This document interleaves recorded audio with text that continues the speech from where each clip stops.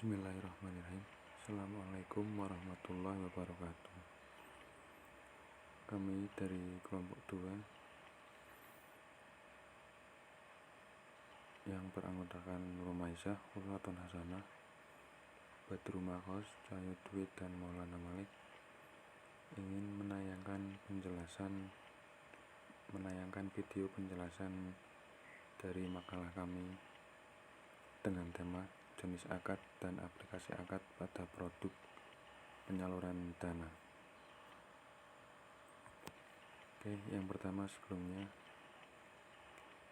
apa sih itu akad? Sebenarnya ini sudah dijelaskan di materi-materi sebelumnya, namun kami sedikit mengingatkan kembali apa sih itu akad. Akad itu berasal dari bahasa Arab yang berarti ikatan atau persetujuan.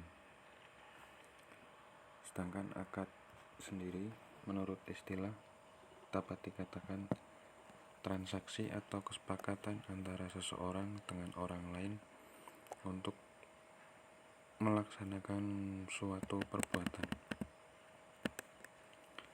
Ada 3 rukun akad, yaitu dua pihak yang mengatakan transaksi, kemudian objek transaksi, dan zigoh atau pernyataan resmi adanya transaksi. Akad dalam penyaluran dana. Ada beberapa akad yang digunakan dalam penyaluran dana,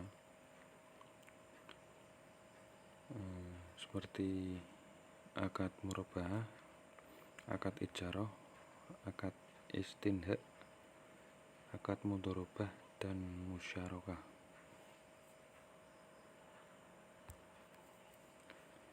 Yang pertama ada akad murabahah. Skema akad murabahah merupakan akad jual beli antara nasabah dengan bank syariah. Bank syariah akan membeli barang kebutuhan nasabah untuk kemudian menjual barang tersebut kepada nasabah dengan margin yang telah disepakati. Harga jual atau pokok pembiayaan ditambahkan dengan margin akan dicicil setiap bulan selama jangka waktu yang disepakati antara nasabah dengan bank syariah. Karena harga jual sudah disepakati di muka, maka angsuran nasabah bersifat tetap selama jangka waktu pembiayaan. Kemudian rukun murabahah. Ada 5 rukun murabahah. Yang pertama, penjual atau bai di sini dianalogikan sebagai bank atau koperasi. Kemudian pembeli atau mustari dianalogikan sebagai anggota atau nasabah. Kemudian yang ketiga, barang yang akan diperjualbelikan atau mabi, yaitu jenis pembiayaan. Kemudian yang keempat, harga atau thaman dianalogikan sebagai pricing atau plafon pembiayaan. Kemudian yang kelima, ijab dan qabul dianalogikan sebagai akad perjanjian, yaitu pernyataan persetujuan yang dituangkan dalam akad. Kemudian yang selanjutnya ada skema akad ijarah. Ijarah merupakan akad sewa menyewa antara nasabah dengan bank syariah. Bank syariah membiayai kebutuhan jasa atau manfaat suatu barang untuk kemudian disewakan kepada nasabah. Umumnya nasabah membayar sewa ke bank syariah setiap bulan dengan besaran yang telah disepakati di muka. Hal ini hampir mirip dengan sewa menyewa pada transaksi konvensional. Sewa menyewa dalam transaksi ijarah terjadi antara bank sebagai pihak yang menyewakan dan nasabah sebagai penyewa dengan mengacu pada objek yang disewakan.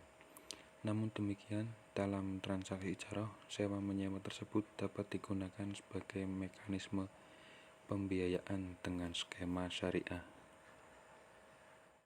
Rukun ijarah dibagi menjadi 5. Yang pertama, ada orang yang menyewakan suatu barang, yang artinya kedua belah pihak yang akan melakukan akad harus memiliki syarat seperti balik, berakal, cakap dalam mengendalikan harta, dan saling meridhoi. Yang ketiga, ada akad antara penyewa dan menyewakan. Yang ketiga, ada ijab qabul, artinya harus menggunakan kalimat yang jelas dan terbuka sehingga dapat dipahami oleh pihak penyewa. Yang keempat, ada upah.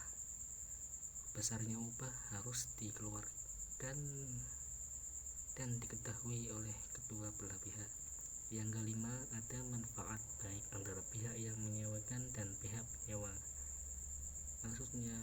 Maksudnya selalu perhatikan akad manfaat ketika akan melakukan akad ijarah atau akad perjanjian lainnya. Akad skema akad istinha. Istinha merupakan akad jual beli antara nasabah dengan bank syariah. Namun barang yang hendak dibeli sedang dalam proses pembuatan.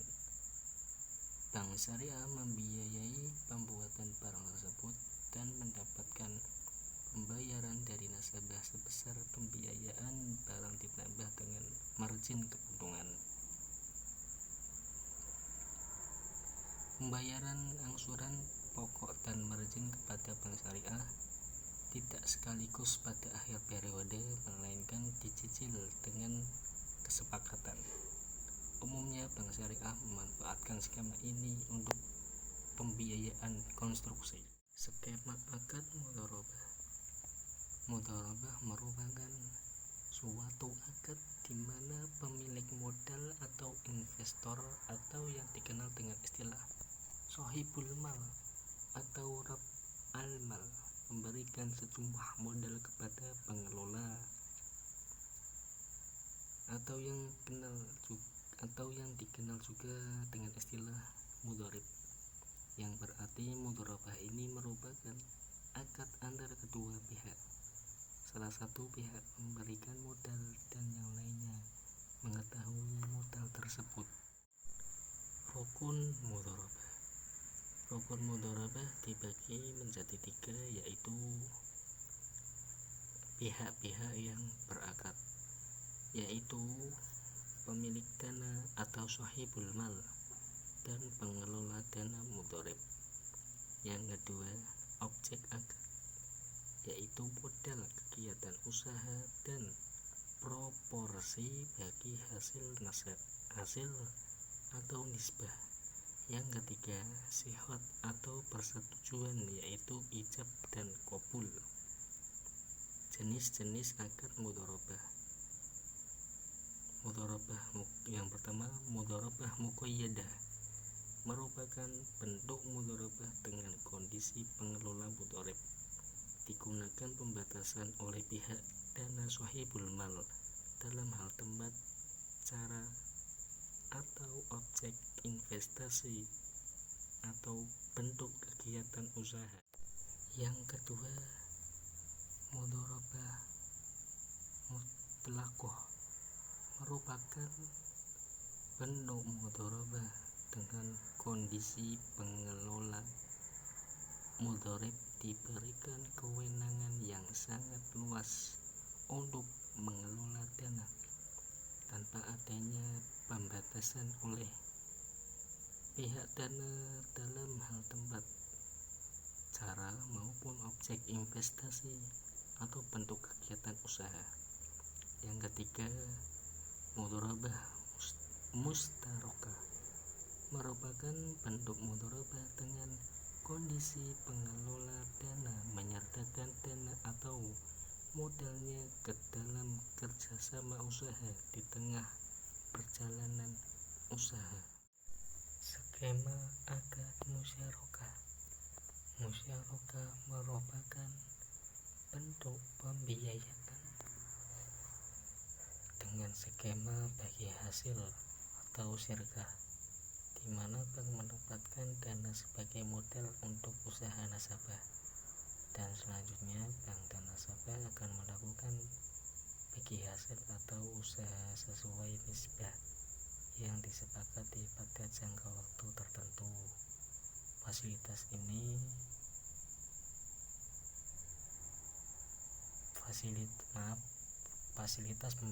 pembiayaan ini dapat digunakan untuk membiayai suatu proyek maupun membiayai kebutuhan pengadaan barang, investasi, atau modal kerja usaha.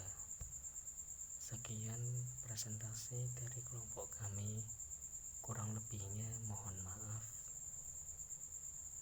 Wassalamualaikum warahmatullahi wabarakatuh.